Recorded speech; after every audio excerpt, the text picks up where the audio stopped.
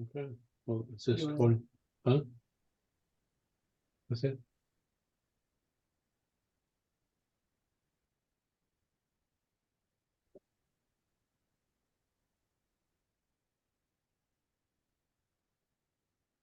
And Raneem, do you see the chat from Carol Weigelt asking about a meeting number and passcode?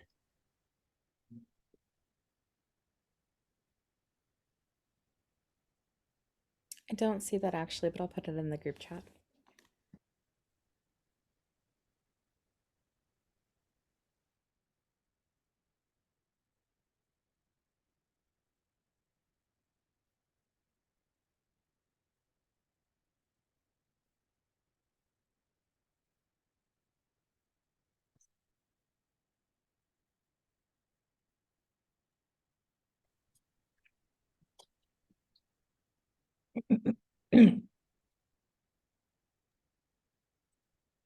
Craig, Carol Weigelt is logged in, so I don't know that she needs a passcode if she's already logged in, it looks like. Okay. Someone was having a problem with a link from an email, but obviously, did any of you link from an email I sent you today and it worked? Okay. I tried it and it didn't work for me, so I just signed in from my phone. Okay. It said it needed a commercial login. Yeah, I had to create an account with Google. That's fine. There's always a Zoom challenge like that happens, usually at the last minute. So thank you for joining us. Obviously, the people who are having problems aren't here yet, but folks are coming on. We'll wait just a minute. Maybe we'll do some of introductions of the other pastors if they show up after we get started.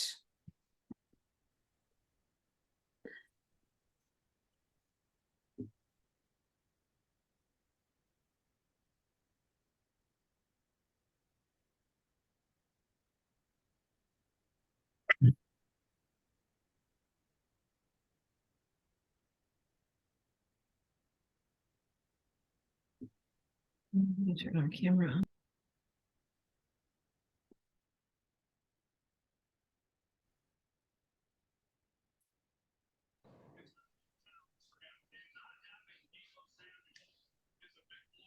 We're going to mute people as they come in. Raneem and I will. All right, I think we'll go ahead. It is 7:02. One of my favorite roles is to be a moderator like this. In my regular job, I'm the pastor at Holy Trinity Lutheran Church on the west side of Addison. And we are gathered with others from our 3 other Lakeview churches, and we may introduce those pastors later as they hopefully show up. But I think we'll go ahead and get started. And we're going to have some fun tonight with some serious questions broken up with some other questions to get to know our panelists. And we are very fortunate to have 3 of them with us, representing different aspects of either Lakeview or the north side of Chicago. And I'm going to let each of them introduce themselves, tell us a little bit about their experience in Chicago, their current role, maybe where the neighborhoods where they have lived.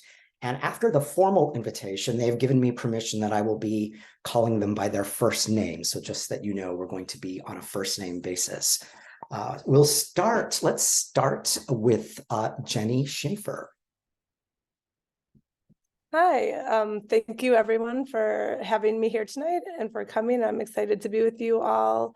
My name is Jenny Shaffer. I am one of 3 of the new district council members in the 19th Police District.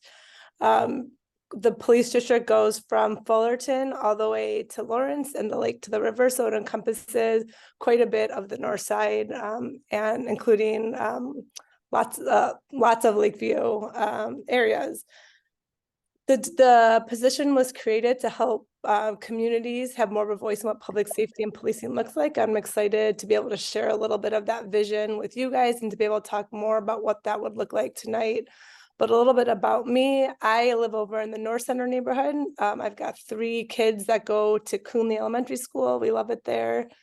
And I have grown up in the suburb of Chicago, but very excited to be in the city. I've lived here my whole adult life and I have no plans of returning to the suburbs. Thank you. Thank you. We will now turn to our Alderman Bennet Lawson.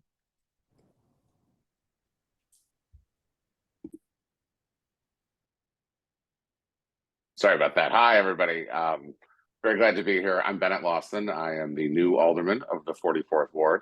I was sworn in May, replacing Tom Tunney, who had served for 20 years. 44th Ward very roughly goes from Diversey on the south. The lake is east. It cuts just south of Addison at the lakefront up to the center on Halsted, over to Wrigley Field, and then has both sides of the Southport corridor from Belmont to just south of Irving. So it is a tight, compact ward that has a lot going on, certainly. I'm a native of Rockford, Illinois. That's where I grew up. My dad is a retired public school teacher. Mom worked in retail. I came to Loyola, actually, Loyola, Chicago, and have lived within half a mile or a mile of the lakefront ever since, from Evanston to Rogers Park, Edgewater, Andersonville, a little stint in Uptown, and then have been in Lakeview for the most part since 2008. My husband and I live around the corner from Sidetrack, where it's an easy place for people to know, right? You know, and in my professional career, when I started at Loyola, I got involved with Jan Schakowsky's first race for Congress many, many years ago, so you can tell how old I am. From that, I moved into working for the state of Illinois with Senator Carol Ronan, where I did largely human service casework in Edgewater, Uptown, Rogers Park, and areas west that have a little less human service need, but nonetheless, it was a busy office, certainly. I got involved with Tom Tunney when he was making history running for office 20 years ago as the first LGBT elected in the city council. I joined his staff a few years later and was his chief of staff for basically the last 15 years. So I've had my hands in a lot of projects, a lot of things that have happened in our neighborhood. So feel I've got a pretty good understanding there. You know, our priorities are all sort of alike. You know, we need to improve public safety, have balanced development, and support our small businesses. We need to take better care of those in our community who have the greatest need. And I think that's something we'll talk about soon as well. I also have a very busy ward, right? We have a very tourism kind of focused nightlife, food and beverage neighborhood. And so making sure that we're supporting our small businesses and allowing them to thrive and keeping that balance in the neighborhood is something we work on every day.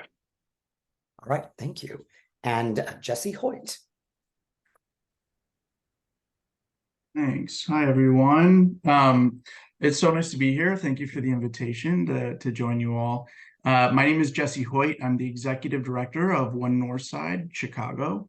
One Northside is a mixed income, multi-ethnic, intergenerational organization that unites neighborhoods between Rogers Park, you know, as far north as Rogers Park, all the way down to Lincoln Park, Uptown, Ravenswood, North Center, Lakeview. It actually comes out of the merge of 2 organizations, Organization of the Northeast and the Lakeview Action Coalition. Alderman Bennet, you will probably remember the Lakeview Action Coalition and Jennifer Ritter well. The organization is at a really interesting turning point. And I'll just say, just before I talk briefly about that, I grew up in Chicago. I grew up in Ravenswood. I grew up on Lawrence and Damon. I went to grammar school, Inter-American Magnet School, which was right behind Advocate Hospital, Masonic. And I grew up in a neighborhood that has drastically changed. I now live in Albany Park with my wife. My parents still live in the building that I grew up in Ravenswood. And I'll say the reason I'm doing this work, the reason I'm a community organizer, is not because both of my parents are community organizers, although that definitely helped. I've seen my neighborhood change drastically. On the block that I grew up in, which growing up was very, very diverse, has largely become gentrified over the last 10, 15 years. And neighbors, kids who I'd grown up with on the block, no longer live there. I met a kid just a couple of years ago whose family was forced to move further west into Albany Park from Ravenswood. And I saw his mom walking down our block just a year or two ago. And I asked her, what she was doing on the block. And she's now cleaning houses of the duplexes, the 3 flats on our block that have now been converted to single family homes. And so for me, the kind of neighborhoods that I'm working in now with One Northside are neighborhoods that are really important to me because I've grown up here. And I'm very committed to making sure that the Chicago that I live in now is one that, I want to be part of and I want to continuously be part of. I want to grow my family in. And so One Northside is an organization that is tackling a whole bunch of issues from housing justice and housing rights to economic justice to the public safety, the violence prevention work. We work in some of the schools through a parent mentor program. Anyway, we run a really amazing organization that I'm looking forward to sharing a bit about more, but just generally really excited to be here to share my experience and hear from you all about the things that you all are hearing in your communities as well. So thank you.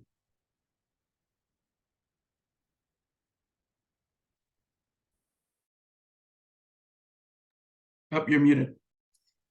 We are looking forward to our conversation. I should mention that predecessor to One Northside was Lakeview Action Coalition, and some of our congregations were founding members of Lakeview Action Coalition, and many of our, or maybe all of our congregations have connections with One Northside. So Raneem, I'm going to ask you to unpin Jesse right now. There we go. So hello, everyone. We're going to move forward now and let each of our panelists talk a little bit about the major changes that they have seen either in Lakeview. And of course, Jesse is going to help us think Lakeview and beyond, representing One Northside, because we want a larger picture of our context as well. Some of the major changes that they've seen in the last 5 years, and if they try to imagine what might things be looking like in the next 5, and addressing things like police, safety, schools, and other neighborhood issues. After this, we'll be coming to what they see as some of the most challenging issues, but we're now going to just see what changes they've seen in the last 5 years. So let's start with Bennet this time.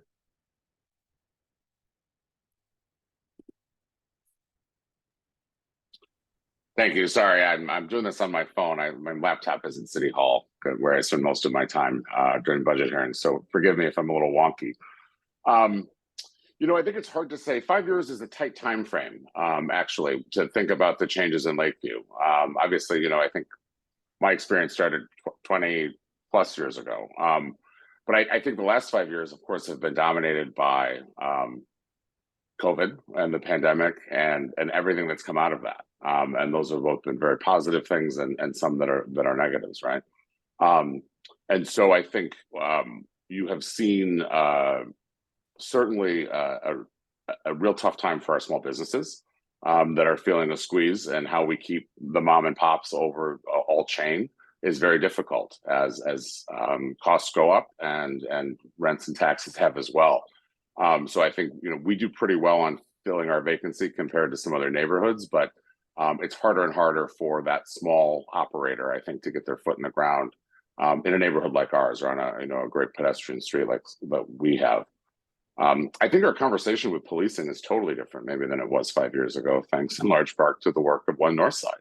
Like Jesse said, actually, I met Jennifer Ritter when she was with that Lakeview Action, and she protested my office when I was with Senator Carol Ronan. We had lunch. We were at a lunch the next week, and I said, "Were you in my office?" Yeah. It was a great relationship ever since. So I'm looking forward to having one with you too. But I think there's an awareness around policing in a modern way, in a constitutional way, that was not there, and certainly that was exacerbated in the summer of 2020. The city council passed our ECPS ordinance, which is why we have Jenny and the amazing 19th District Police Council. And I think there's been a real conversation that was not there 5 years ago about policing, about what we want our police to be and not be.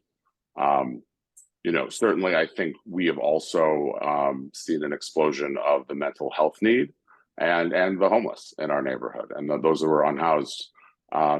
Obviously there's a more recent population with the new arrivals, but more traditionally unhoused, I think we've seen an increase there. Certainly far more visible, and the need is greater. At the time when I think it's become harder for the city to deliver services broadly, and I know a lot of our nonprofit partners have been squeezed as well. Our schools have been sort of up and down. A lot of the Lakeview public schools are bursting at the seams, or were. They took a real hit during the pandemic, though, and a lot of them saw enrollments drop. Most are back to where they were, but not all. And there's been a lot of transitions in leaderships in some of the schools. I think all but one maybe has a new principal since in those last 5 years. So, I think that we overall have very stable schools, but it doesn't mean that they don't have needs. Then just the other thing I think I would say is that there's been a shift in the focus on pedestrian and bike safety in the last 5 years. Part of that is exacerbated by the way people are driving post-pandemic, which is a problem. But really a focus on, I have a great walkable neighborhood that I live in and represent. How do we keep it safe for someone to cross the street, right? To walk to school, to walk to work, to utilize transit. And we're being innovative there, but I think there's a focus there that maybe was not there 5 years ago. I think a lot of the development stuff was probably already in place. Jesse mentioned deconversions, which is a concern of mine as well. I feel like our density is one of our strengths, or one of our greatest strengths in the neighborhood. For all the good, the reasons density is a positive, and we can get into that as well. But I would say those are the major changes, certainly in the last 5 years. All right, thank you. Let's move to Jesse. Yeah, thanks. And yeah, I want to echo a number of the things that the Alderman mentioned. I think I've seen a change in diversity from especially Uptown, Edgewater, and Rogers Park. We've seen this across the city, but the Black population in Chicago is changing drastically about where they're moving out of the city, moving to different neighborhoods. We've seen the Latino and immigrant community largely growing in places like Rogers Park and even in Uptown. And so we're starting to see that. I just added something. Sorry, I went on mute for a second. I just added something into the chat. This was a study that was published by the DePaul Department of Housing Studies, and it's a snapshot of rental housing in Chicago. And once you don't have to scroll through it now, but it's interesting. It shows the different neighborhoods, what we're seeing kind of across the city, particularly on the north side. You'll notice a big shift. But affordability has really changed, and we're seeing that we're really seeing that kind of filter into the fabric of society. One, we're seeing it with violence, and public safety. It's stretching into the schools. We have a lot of schools that are telling us that they're starting to deal with issues that social workers deal with, because families are going to the schools and asking for help. And so you're seeing burdens on some of the public school systems in a very different way than we've seen. And adding on, just to some of the things that we saw during COVID, right? We saw a lot of small businesses hurting, a number of nonprofits, organizations that have been members of One Northside for years, for decades, right? Kind of coming off of the Lakeview Action Coalition and O&E. We've seen some organizations just close their doors and are no longer able to do the work because they weren't able to last through COVID. The last thing that I want to kind of point to, like where things are going in 5 years, what we're seeing right now, the trickle of new arrivals that are coming now, the UN has projected that 1 billion people are going to be forced to move over the next 30 years, 1 billion people. And what that means is places like Chicago, which we've got access to fresh water, we've got, affordable housing, we've got very diverse communities. We're already seeing busloads of people come from Texas. We are going to be one of the places over the next, not just 5 years, over the next 15, 20 years, where people are going to want to move as climate change gets worse and worse and worse. And I think we're starting to see how communities are thinking about the resiliency of protecting the residents that are here and trying to figure out what it means to be welcoming, what it means to be welcoming to neighbors that are new to the city. And if we're not thinking about that now, we should be. And the last thing I'll say on that is just from One Northside's perspective, we have a lot of Black leaders. And we also have new leaders that are coming into the school that are Latino.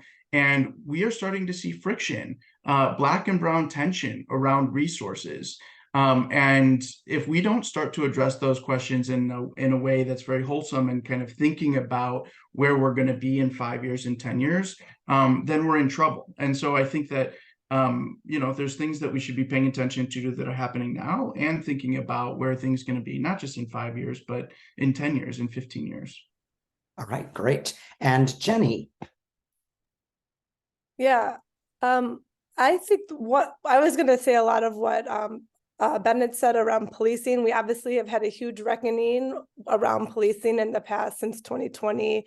Obviously, there have been problems that outdated way before 2020, but it was a moment for us to come together and look as a city about what is needed to really create fair and accountable policing across the whole entire city, and recognizing that creating that system doesn't just impact the Black and brown communities who are most impacted by police violence, but having a policing system that doesn't work has impacts for everybody, and making sure that, it's not a discussion around to reform or to police well, but those things go hand in hand. And in order for good policing to happen, we need to have community trust and community buy-in.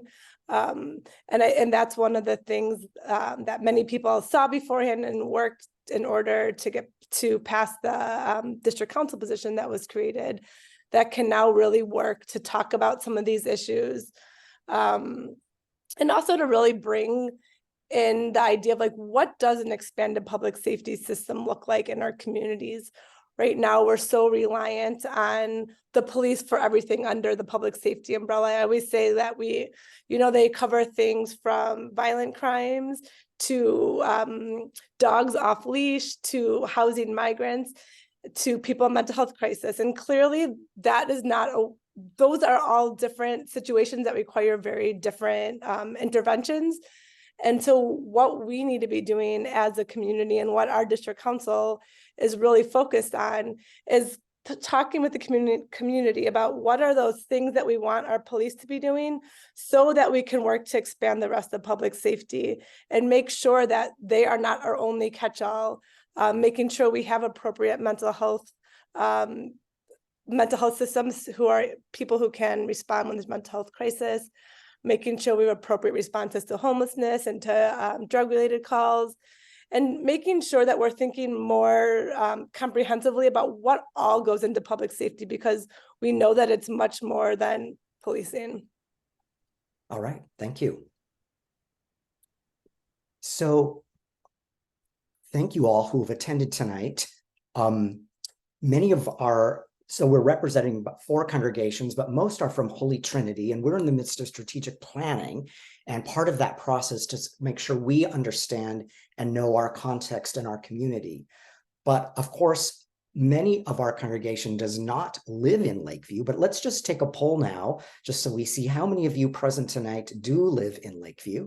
So we see that there are some, and you'd have to go through some of the other screens to see some of that. So just to give a little bit of that context. All right, we're going to now get to know our panelists with just a fun question in our name. I don't think we need to pin it for this, because it's just going to be a quick one. Name for us a favorite Chicago food or restaurant. Favorite Chicago food or restaurant. And we'll start with Jenny. There are so many good ones to choose from, but I love Hai Su over in Pilsen. It's like my favorite special night out. And if some of you recognize any of these, you people online can applaud, which shows that you know that too. And Bennet.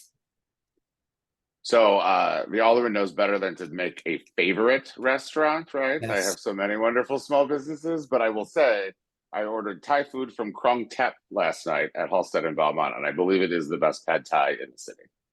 All right, we're getting some commercials. And Jesse. I'm definitely a deep dish lover, but there's two restaurants that actually just closed. Rose Dead in Lincoln Square, which was a Thai food that I really, really loved. And now I'm forgetting the name of this Mexican restaurant, which was like a total hidden gem on Lawrence and California, maybe. I'm forgetting the name of it. I'll put it in the chat. It just closed, but the owners are looking at opening up a new spot not too far, I think a little bit further south from Albany Park. But they make the best mole in the city. And so I'll put the link to the chef there. All right. I think this was a tasty diversion we just had. So now back to serious things. You've all begun to speak to this. So it's kind of what you want to add. As you look at Lakeview or the north side of Chicago, what do you see as the most difficult and challenging issues that we are facing, and how are you or your organization addressing them? Let's start with Jesse on this one. That's a really tough question, and I think I think you had highlighted that might have been one of your questions. I mean, I think the public safety issue is a really big issue. One Northside, was very engaged around the ECPS coalition and the work to get it passed. I think how we decide to come together as a city is, and really as the Northside to solve this issue is going to be one of the biggest tasks ahead of us. And how we decide to engage on the issue in a way that brings the best out of us and not the worst is going to be difficult, because this issue touches people in a lot of different ways. And we've got to figure it out.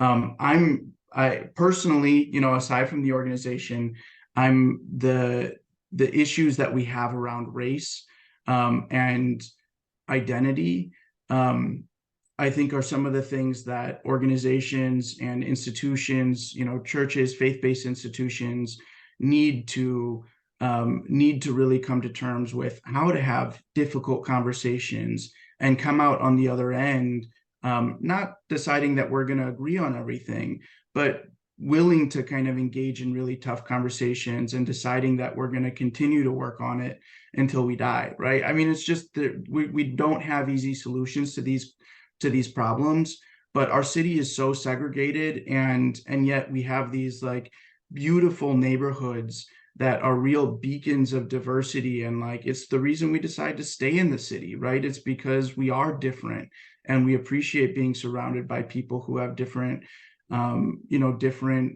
perspectives and identities, and it's what makes the city so great. But as organizations and institutions, we need to be very, kind of steel-eyed about, this is something that we have to address, and we have to address it in a way where it touches all of these different issues, from climate change to economic justice to public safety. And, we've got to adapt this lens that allows us to move forward in confidence and in community. And so I think that if we, as a leader of an organization now, it is one of the things that I am trying to, with our leadership, really infuse into the way that we're moving forward. We've got a lot of organizing work to do. There's a lot of social justice issues that need addressing, but I think that if we can do it with this lens about how we're kind of treating each other and engaging on identity, it'll move us forward in the right direction. All right, thank you. And Jenny. I've got two things I was thinking of, but I'll start kind of by piggybacking on what Jesse was talking about. I think that there is a lot of fear in people that that people are experiencing. And I think when you feel fearful, you fall back to these old narratives that we kind of have been taught are what are the solutions. But if we really look and dig deeper, it's kind of a false narrative. There's not a lot of truth behind it. I know that oftentimes, there's the narrative at some CAPS meetings, perhaps, that we need more police on the street, and people are feeling that that's the answer. And what I really think we need to do, and what our district council is working on doing, is providing solutions that are actually data driven, that the research supports will actually work to reduce crime in communities. And so that we're not falling back on fear or falling back to just the scare tactics or old narratives that really aren't providing us a way forward. And I think kind of in conjunction with that is my second thing that I think has been a difficult issue, is just the influx in migrants that have arrived in our community lately. I think it's a real boon to our community and can be, but we need to make sure that we are uplifting a narrative and providing the opportunities and the resources so that these people can thrive. And like Jesse was also saying, so that it doesn't become different groups of people fighting against each other. We can't have the migrants fighting for limited resources that are unhoused, or other Black and Brown communities have been fighting for years. I really think we could use this opportunity to have all voices come together and kind of raise everybody, make sure that everybody has what they need in order to be successful. Because we know, one of the things that I always say, in the 19th district, we can't build a wall around our community and expect the safety to stay in. In order for real safety to happen in our city, we really need to make sure that everybody has access to all the resources and needs that they need in order to be successful and thrive. So working to make sure that we come together and understand that's in all of our best interests when everybody has access to their needs being met. Thank you, Ann Bennett. Great, thank you. So I agree completely with what Jesse and Jenny just said. I will piggyback on the migrant, the new arrival, which has really reached a boiling point. Our neighborhood is by far one of the most level-headed, I would say, when it comes to this issue. I'm sure you saw my colleague from the 12th ward was assaulted while speaking to protesters last week. And I see this fear, as Jenny put it, which I think is very accurate, at city council and every council committee every time I'm down there. There is real anger in the African-American community, and even in among other minority communities, about what the city's doing for our new arrivals. At the same time, we are very much treading water when it comes to our new arrivals. It's sort of miraculous that we've been able to stand up what we have in such a short period of time. Or maybe it's not treading water, we're drinking from a fire hose. I think that's the right idiom or I'm looking for. It's we've housed people, we're sheltering people, but we cannot keep up with the volume. If it was a slower arrival, we would actually be in good shape. And it's sort of amazing. And I've had conversations with some African Americans specifically to say that this will help us deal with housing and homelessness for the future. It has to, right? Our ability to do what we've done here now, we have to find a model that's sustainable for that, obviously. But I think that is maybe the most difficult, because it's just something we've not done before, or we've and we don't know sort of how it ends, or if. And so the other piece of that no one else mentioned, I too think in my neighborhood, is affordability. It's something that we struggle with. We have a housing crisis in our city. We're not building the units. We don't have the units to meet the demand. And that is both a function of deconversion and of a very sluggish economy and slow city. I get on the city pretty badly about the time it takes to get things done, to get things, to permit, to build. The only way I get new subsidized affordability in my ward is if a church donates the land for $1, which I'm not suggesting, but that's what's happening down the street on Addison across the police station. We don't have any city-owned land left, so that's how we did the center and the town hall apartments. or it's new development that has an affordable requirement, which is 20% of all the new units. And so if we're not building buildings over 10 units, we're not adding affordability. I have the requirement that, you know, there's an option to buy out of the units. I'm making sure that everyone in my neighborhood is putting them on site because I just don't have the options otherwise. And so, you know, I think that's something that I think we have a plan for. Obviously, the accessory dwelling unit ADU ordinance to allow for attics and basements and coach houses, I think is a smart thing to help our community preserve its density, add some affordability. I would like to preserve, I have to preserve all the affordable housing I have, whether that's naturally occurring or subsidized.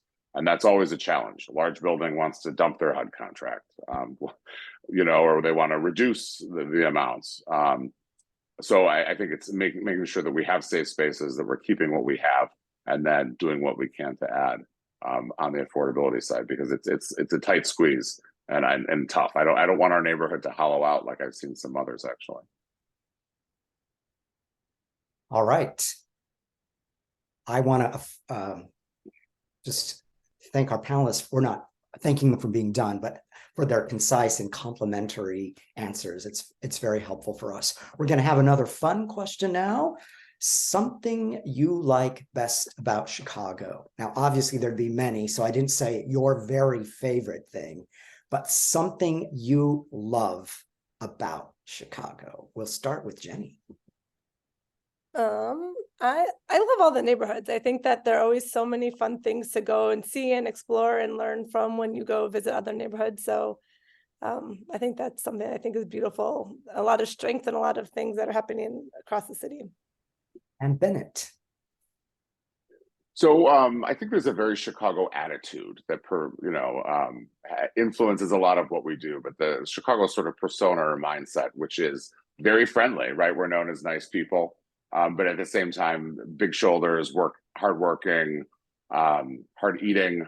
You know, I think that's reflected in a lot of the sort of the Chicago culture you see out there, and certainly are the big personalities they have around. And Jesse. I agree. I like Chicago's attitude. I feel like we're a pretty cool group of folks. I'm a big fan of our nature. I mean, like, we are a city that we've got amazing, aside from the lakefront, we've got these amazing forests. You know, the rivers feed into these amazing park reserves, and you can bike, you know, from one part of the city to another, but you can also you can go way far up north just on a bike trail or a hiking trail. I'm a big fan of like the nature that the city has to offer, and it makes us special and unique compared to other big cities. And if some of you want to put something in the chat that you love about Chicago, like I'm going to do right now, please go ahead and do that if you want to be a little bit participatory. We're going to move on now to a particular focus in Lakeview of some of our congregations. In 1990, both Holy Trinity and Resurrection were Reconciling in Christ congregations, among the first in the country to welcome then, as we called them, gays and lesbians. Now we say LGBTQIA+, or queer, or different ways. So there's been a long-standing commitment to welcoming and inclusion in Lakeview.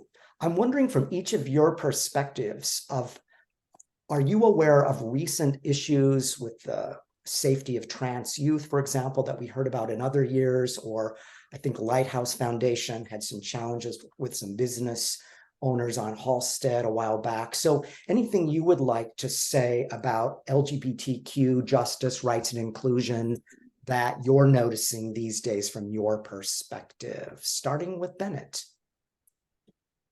Excellent, thank you.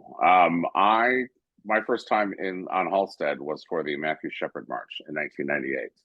And so that was sort of my first LGBT activism or action, and have been intimately involved with the fight for equal rights, the fight for equal marriage. And so, you know, I think if you had asked me 20 years ago, would we be where we are legally, I probably would have laughed. But at the same time, I'm very, very concerned about, you know, sort of what's creeping in from the far right into even communities like ours, right? It's the book bans, it's it's, you know, attacking trans kids in these states, and that mentality that makes that okay, to, you know, for the hard right to do things like that.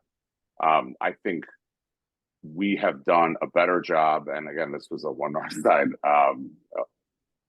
push to have a better relationship with the LGBT community and the police, specifically in 19 or 23, even way back then, to increase diversity among LGBT, you know, with LGBT officers. There was a concerted recruitment campaign that went well. That is not always the case in other communities. You know, I think, you know, we still have a problem of Black trans women being murdered and not having them solved. And that's something that we should look at with its a unique lens. There could be, you know, detectives assigned specifically to that pattern of cases. I think too that Halstead has gotten more diverse since they were called out a few years ago, to be honest. You know, again, I live around the corner from Sidetrack, so I do go out. I do see more Black and brown folks. I do see more trans folks working on Halstead. Is it perfect? No, but it's a noticeable change. And I think that has helped change the culture of a lot of those places too. One of the things I've said, you know, I have Howard Brown, I have the Center on Halstead, I have all these amazing LGBT businesses, but my neighborhood shouldn't be the only one that has that. And that we have to make sure that we have affirming, welcoming services and congregations, right, all across the city to serve this population. No one should have to ride a train, you know, and a bus for an hour and a half to come to Lakeview because that's the only place to get services, mental health, social outlets, youth groups, housing, you name it. And so that's something that I'm working with my colleagues. There are now 9 queer members of the city council. We're setting a record, and I think there's a lot of opportunity there to really grow the community citywide. Thank you. And Jesse. Yeah, I appreciate what Alderman Bennet said. You know, I think that the like where the resources are placed and where people feel safe is very different across the city. And, you know, one of our institutional members is the Night Ministry. And, you know, they've got LGBTQI trans youth across the city, and how they're treated in different parts of the city is very, very different.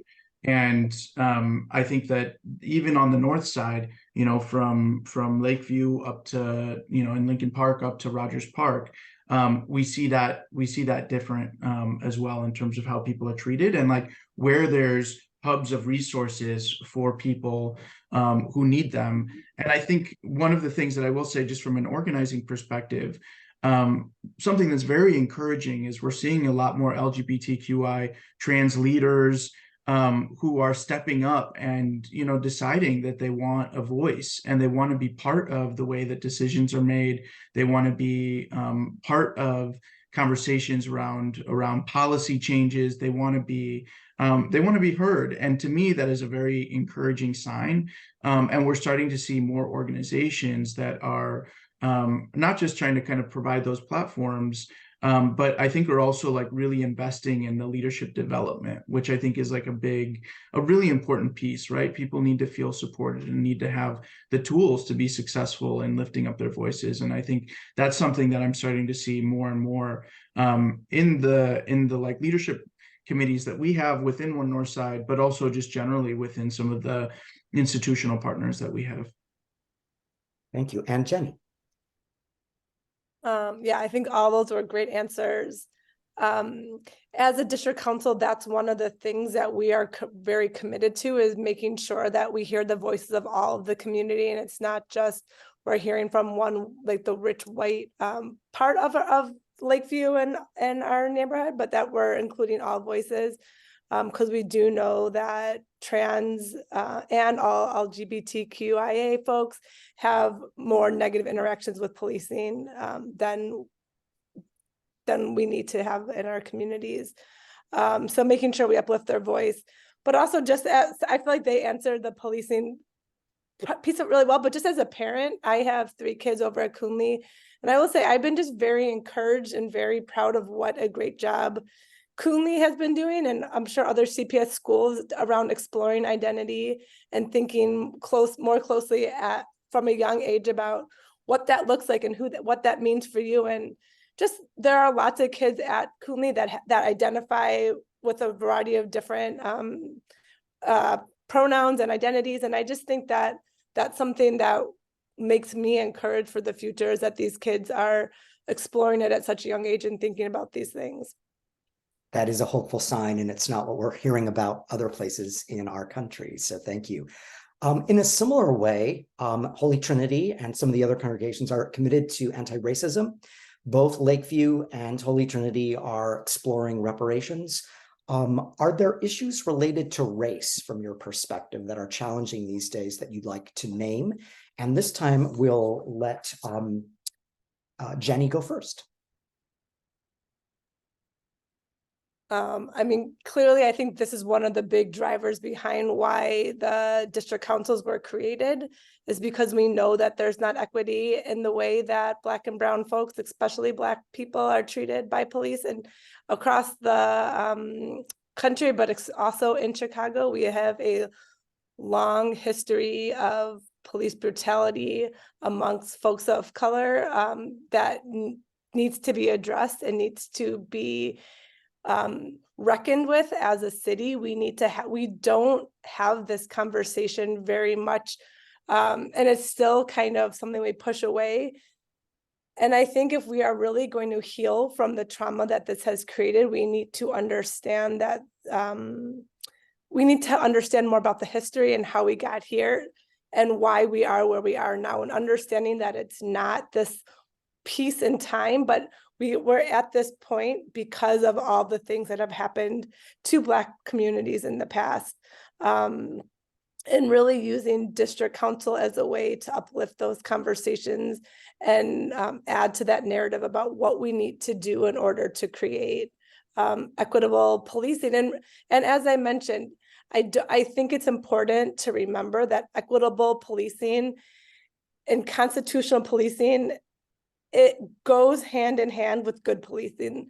I think sometimes the conversation is, well, do we reform the police, or do we like take the handcuffs off the police and let them, do the good policing that they need to do? And in my opinion, and I think not only in my opinion, but the facts show that in order for good policing to be happening, we need reform in our police. We need the community to be trusting the police and making sure that all communities know that the police are someone that they can turn to. And I know one thing that is top of our minds in the district council is in the 19th district and across the city, the number of traffic stops that occur disproportionately impact Black and brown drivers. I think it's something like 13 to 1. I have to look at that number for sure, but the number of Black drivers that get pulled over in the 19th district is largely disproportionate to the number of Black people actually living in our community. So that is something that we are very concerned about and are going to be addressing as a council. All right, thank you. And Jesse. Yeah, I mentioned just the kind of dynamic now that's being raised around especially the Black and brown communities, around the new arrivals and some of our leaders who have been, residents of these areas for years, and like a real feeling of being passed over, of resources not going where they need to be going, or going to other communities. And so we're starting to see, I was biking home the other day and I was on Western, and where Western and Lincoln come together, there's a T-Mobile and a McDonald's, if you guys can picture that intersection. And there was a young Black kid who was stealing the bike of two new arrivals that were there. And I stopped them, and it probably wasn't the smartest thing to do to stop them, but the young Black kid was saying, not in a much meaner way, that you are not from here, get out, leave. And I think that this is going to become, a bigger and bigger challenge if we cannot figure out, and we're not going to solve all of it, but if we can't figure out how to change the narrative around what Chicago is, who we're home to, what we're able to offer and resources. And I think for me, this is one of the biggest challenges that we're going to have. I mentioned the amount of climate refugees that the world is going to see, but I really do think that Chicago is going to see a change in demographics as we see more and more people leaving because of climate change and coming to places like Chicago. And so we have to be ready for it. The other thing I'll say is, One Northside has a very diverse institutional membership. We have a lot of synagogues in our turf. And what is happening right now in Gaza, in Palestine, and Israel, we are seeing that bubbling up and having difficult conversations with some of our rabbis about, how they feel about what's happening and where their different congregations stand on very difficult issues.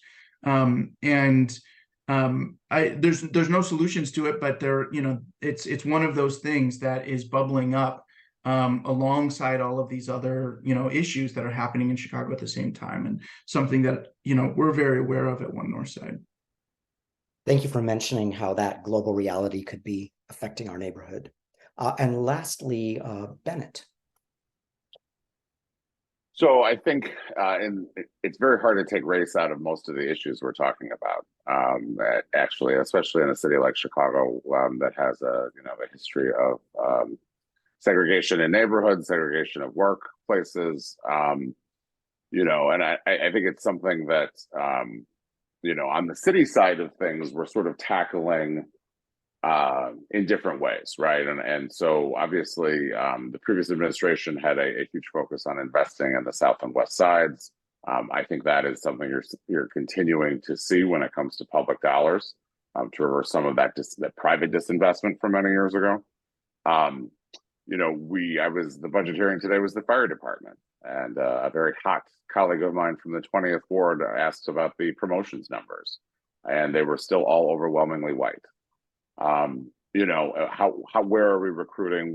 How are we showing people that city jobs are good quality jobs? It's something you can raise a family on, and doing that in a way that touches all neighborhoods still. There shouldn't be neighborhoods that have lots of city workers, right? Every neighborhood should have a lot of city workers.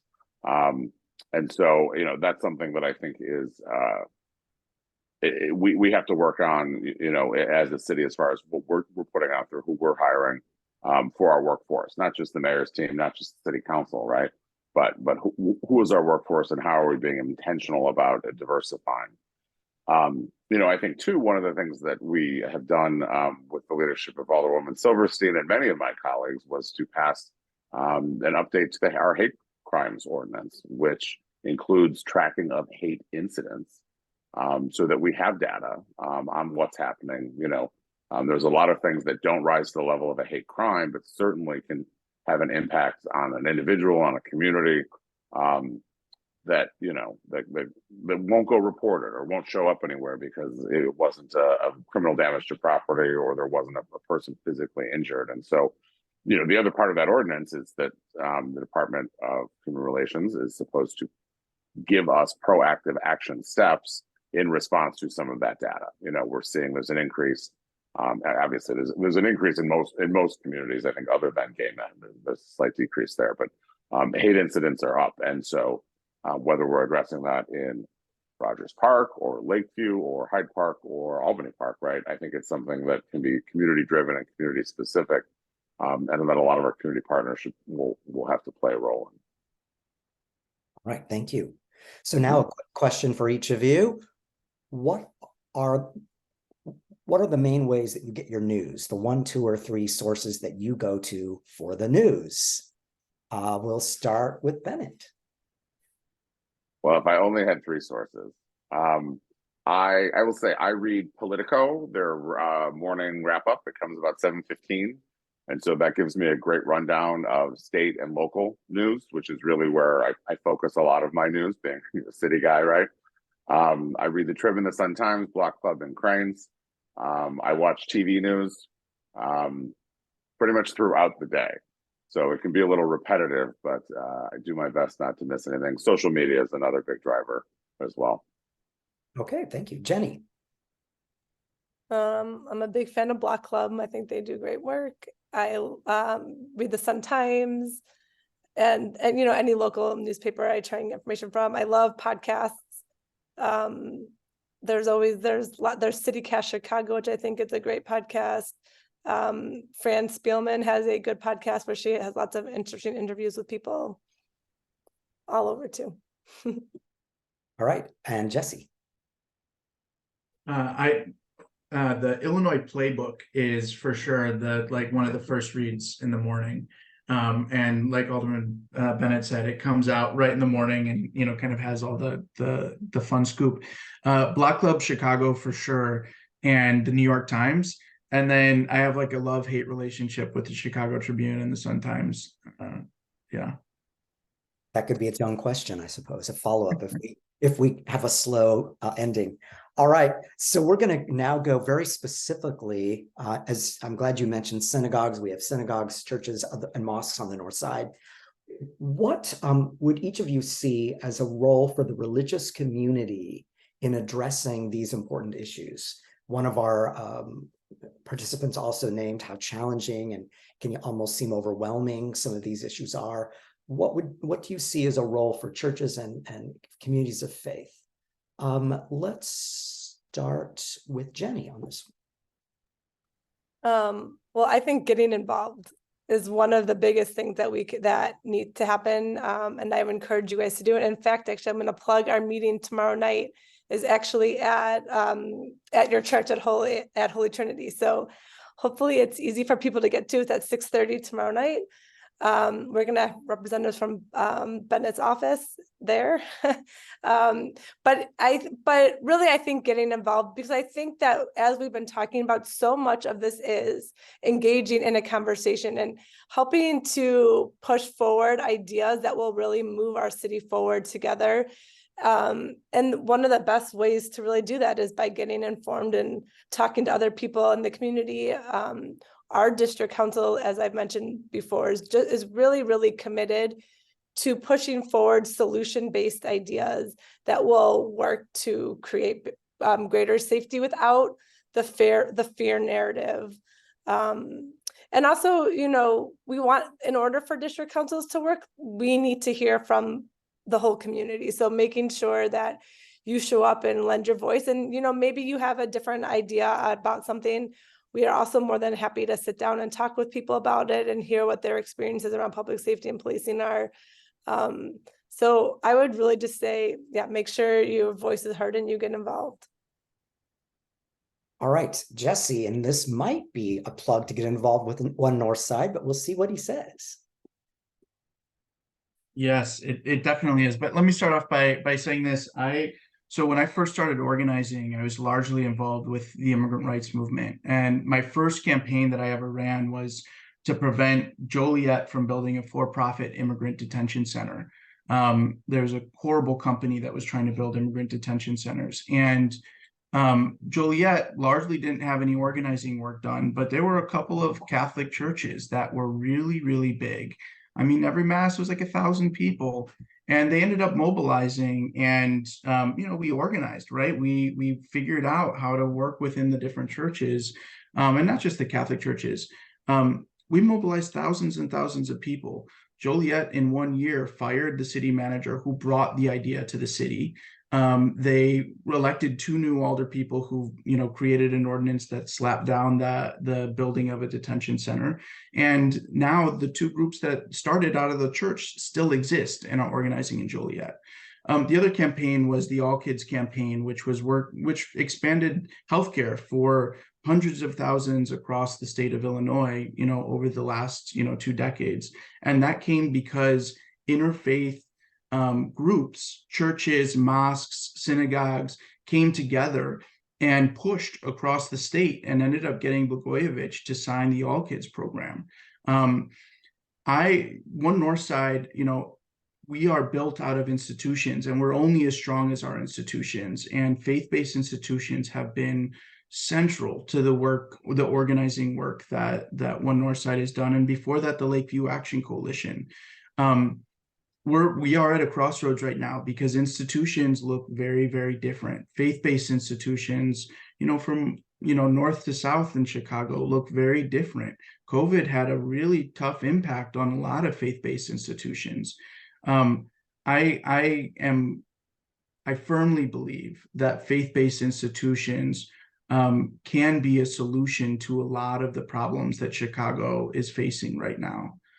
I also think that a lot of faith-based institutions are not mobilizing and are not putting their faith into action.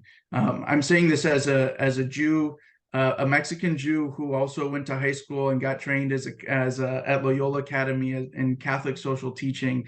For me, I feel very comfortable in faith institutions, and I also think that there is a huge responsibility comes to being part of institutions that are filled with hope and messages of change.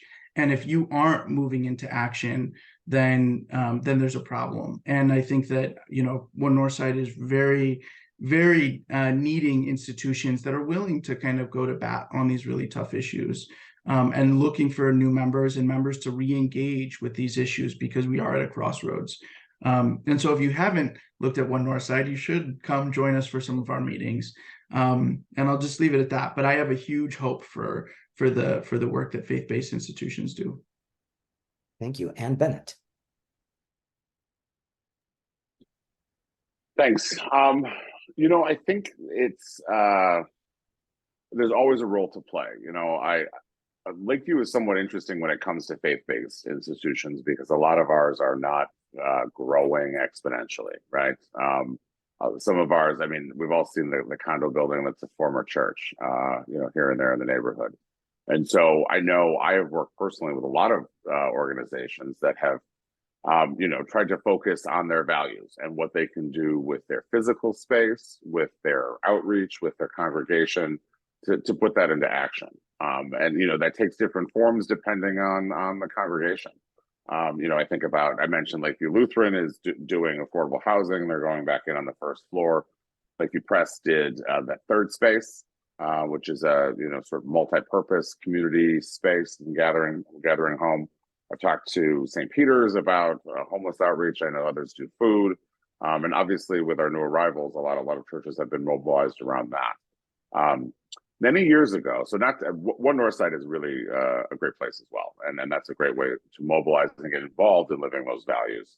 But I will say, many years ago, there was I don't even know if it was a formal organization or more of a breakfast club, but it was the Lakeview Clergy, where every member, representing Lakeview was invited. I don't know if it was once a month or once a quarter. I was never a member. But, it was a forum to talk about issues in the neighborhood, issues in the faith community, issues with, the buildings or older building maintenance, some practicalities there. And I think that would be good. I don't think it exists anymore, but I think it would be a good way for especially the churches in my community to find common ground and organize themselves. And that, especially with, you have a congregation that's smaller, you may feel like, well, there's only 3 or 4 dozen of us. What kind of impact can we have? When you start to see that multiply with a number of organizations with a similar mission, I think that's more exciting for people. Obviously, there's economies of scale there too. You also have the ability, shameless plug for myself, to spread good word, right? Or what's happening in the neighborhood, keeping people in the know. I always make sure people get my newsletter. It's got all of Jenny's meetings in it. So that they know what's happening in the neighborhood. And that's both, good and bad. We talk about crime, we talk about opportunities, we talk about jobs and opportunities to volunteer and, make a difference in the community. So making sure people know what's out there sometimes can be tough. If you're not plugged into socials all day, which who wants that, to get that. So I would say you have a role certainly to help spread the word, good and bad of what we can do and what's happening in the community. All right, that was probably the most important question for us to hear the answer to. So I hope we all took that in. Now, a 2-part question from one of our participants. Related to welcoming newcomers and particularly migrants. One is when folks are saying not in my backyard, how do we welcome newcomers and migrants equitably, but at the same time balancing that with energy, time, and money on mental illness facilities and the unhoused in our city.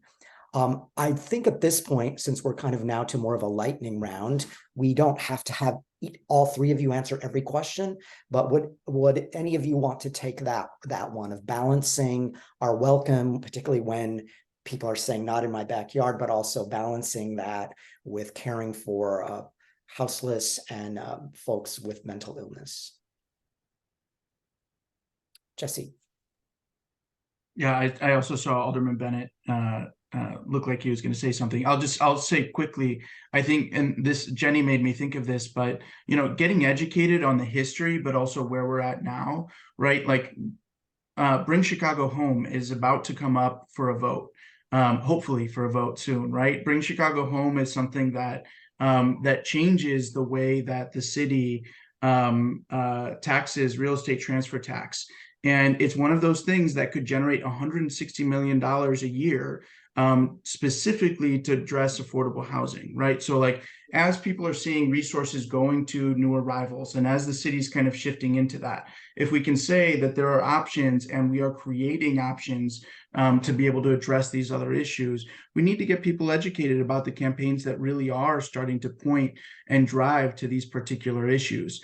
But that requires people kind of coming to meetings, coming to organizations like, you know, One Northside, going to community meetings like the ones that Jenny is engaging in, you know, subscribing to Alderman Bennett's like newsletter, right? We just need people to get really engaged to see that there are actual real solutions out there, but we need people to now step up into them. And just to piggyback on that real quick, I think that's what Jesse is talking about is exciting, because these are solutions that don't lift migrants up by themselves, or, you know, members of the unhoused communities by themselves, or Black and Brown communities, but they really work to lift everybody up. And so focusing on citywide solutions, because also, as Jesse mentioned, I think that we are at just the tip of what migration is going to look like as years to come. And so making sure that we are really understanding that in perspective and working to create these systems that can, the rising tide lifts all ships, right? Like, I think we need to remember that slogan and work to pass ordinances that do that. Bennet, anything to add?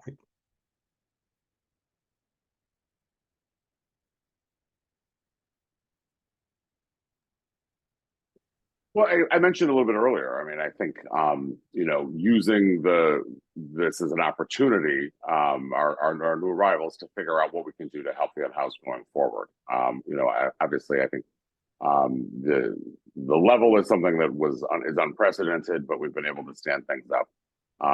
We have less NIMBYism on this issue than other parts of the city, but at the same time, you know, making sure that we are creating safe spaces for new arrivals and our existing unhoused is something that we have not been good at. We are not spending all the money that we've gotten from the federal government on it. You know, we have a myriad of funding sources in housing that is largely federal in some states, along with local, that we've been very, very slow to get out. You know, we should have had more units built in the last 4 years. There were some projects rocking and rolling during COVID, right? Because it's a lot easier to, you know, if your workforce was there, you know, you didn't have some of the issues before supply chain and all the things that came out from that. So, you know, I think we need to do a better job, right, citywide in funding these issues and spending the money. You know, I think you mentioned mental illness as well, the treatment not trauma ordinance, which I don't like the name of. I think it's unnecessarily confrontational, but the policy is sound, where we talk about creating an alternate response for mental health crisis and an alternate team for mental health crisis.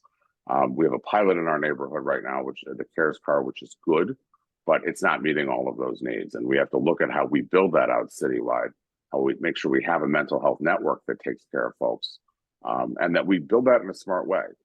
Like I think I mentioned city hiring earlier, we're not keeping up. We're not attracting people. We're not bringing people in. And we need to do that in order to make sure that we're living up to our commitments that we're making in those arenas. All right, we're moving toward, to honor everyone's time, we're moving toward a completion at 8:15. So I'm now the moderator, like on TV, that says, okay, we have 1 minute for this question. But this is a good one from one of our participants, wondering if there's a sense of how many of the migrants may plan to stay in Lakeview permanently. And can you say more specifically about how Lakeview has been successful or failed in dealing with the migrants? That's a lot in 1 minute, but anybody want to just say a couple, I would say, headlines about that? Well, since I'm unmuted, I'll start. I think it's going to be very hard for any of our new arrivals to stay in Lakeview based on our affordable housing crisis. We have been working there with Catholic Charities has subsidies for housing, and it's been difficult to find any of those price points here in the neighborhood. We are moving people into housing. There have been almost 6,000 people housed since this began. We still have the vast majority in our shelters and way too many in police stations. But I'll let the others jump in after that. It's going to be, our immigration laws at the federal level are broken. There is the process right now for people to be able to start working legally, to start getting the benefits that are needed to be successful, are months and months and months out. And that's if the federal government gets their act together. And so we should not be anticipating that people are going to get the documents, everything they need to be able to move elsewhere in the country or other parts of the city right away. This is going to be something that we're going to have to live with, a new reality that we're going to have to accept. That said, the city, as it evolves and as the different faith communities, I know that there's been a major shift by the faith communities to try and house some of these new arrivals. As we get better at figuring out these systems of care, I think we'll notice it a little bit differently. It'll look differently. But that said, there isn't an immediate fix. And even as the city, as people start shifting into these new shelters, it's not going to make the problem go away or address the fact that more people are coming. All right. I think at this point, we're going to, if it's okay, to move on to our final question, which is, these are some heavy issues facing our city, our neighborhoods, and the world. And we'd like to hear you mention a sign of hope that you see in your work or that you're sensing in our city or our neighborhood, a sign of hope that you see. We're going to leave on that point, and we'll start with Jenny.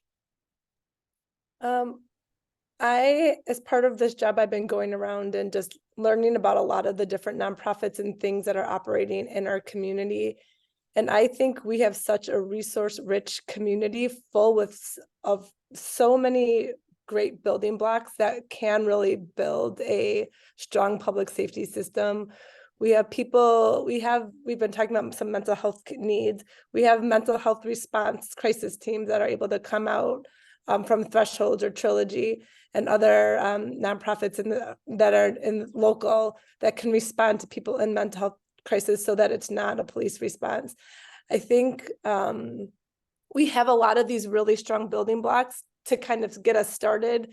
And what we need to do is actually build something with it and use it to create a vessel that can really hold up a strong public safety system. Thank you. Great, concise answer. And Bennet.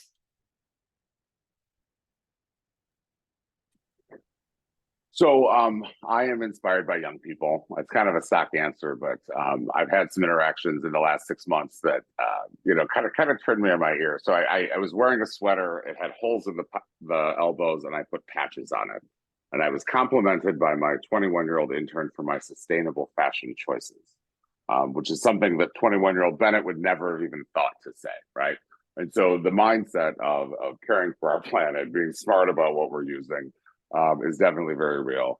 I was also chatting with a coworker about his child, who was raised in the city, is definitely not straight, but doesn't need to have a label, and is not quite sure on gender, but is growing up in an environment where the the kids' choices are the kids to make, and that they are supported and nurtured in every respect. And seeing that, and someone who's in high school was really refreshing, because that certainly is something that didn't exist, for me or for many others that are even younger than me. So I look to young people, and I'm constantly impressed by the way that they think.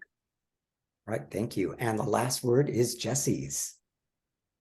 I was told by my staff the other day that I was being too bleak. And maybe it's because of all these facts and figures that I'm spewing out about what the future looks like. But Carrie Fleming, who's on this call, we just spent all of last Saturday with about 25, 30 other leaders from across the Northside. And we spent 7 hours together, 8 hours, Carrie, I'm forgetting how long it was, all day. And we came out with so many wonderful thoughts about how the community should look, where we want to go, what we're willing to kind of put on the line to get there. And the thing that I'm most hopeful about is I've been part of a number of these spaces where now we get so inundated with, what's happening across the world, the violence we're seeing in the city, just all of these issues. And I've been in a number of spaces where people have been able to just step back and breathe and think about, what do we want? What do we want Chicago to look like? What do we want the Northside to look like in 10 years? And people have come up with some of the most beautiful ideas about community gardens, about, safe places for kids to hang out in parks, the schools. And anyway, it's just given me a lot of hope. And it's one of the reasons I love my job. But I think that just these little small communities where we've had people just dreaming is really brings a lot of hope and joy to me when I do this work.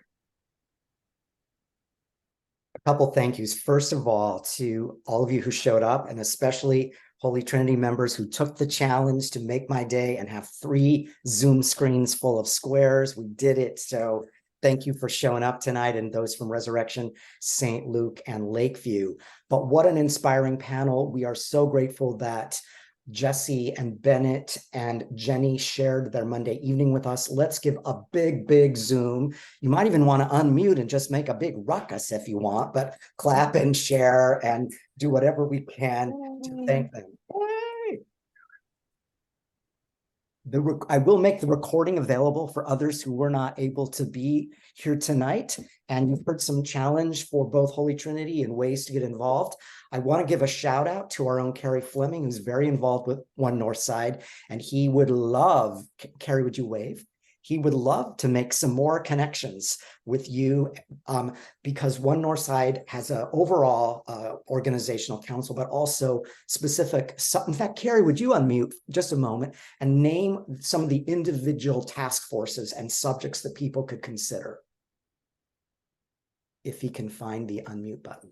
And here, everybody take a deep breath. Else, well, we can have Jesse do that too. No, I can do it. My mouse doesn't want to cooperate. You asked what sort of things that we work on, right? So Bring Chicago Home is a chief among what we're working on right now. Treatment, not trauma, we're also doing, but we also have parent mentor program, which puts mentors into educational situations, mostly elementary schools, to help augment what the teachers are doing. We have we'd helped elect the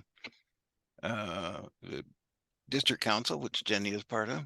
We also work with the CP4 which is also policing and that sort of thing, to get that out of there. And what else Jesse, what am I leaving out there? And there are a whole bunch of other things in there. We have an environmental justice team that is kicking ass and growing. Sorry, yeah, I don't know if I was supposed to swear, but doing some awesome work.